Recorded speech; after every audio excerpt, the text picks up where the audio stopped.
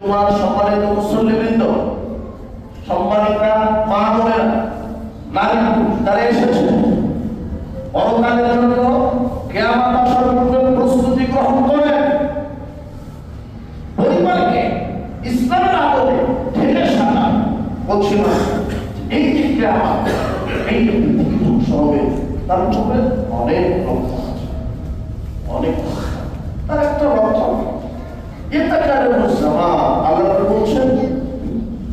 কিয়ামতের পূর্বে দুনিয়াটা ঝাঁটো হয়ে যাবে, সময়টা সক্রিয় হবে, বছর আস্তে আস্তে শেষ হয়ে যাবে, সপ্তাহ আস্তে আস্তে শেষ হয়ে যাবে। আজকে মনে হচ্ছে তাই, সেদিনই গেল 2000 সাল, আজকে নাকি 2025, আমার সামনে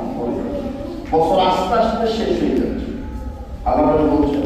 সময় ঝাঁটো হবে, সময় তাছাড়া ফিতনা ফাসাদ বৃদ্ধি হবে। এমন কোন সমাজে মানুষ আছে ফিতনা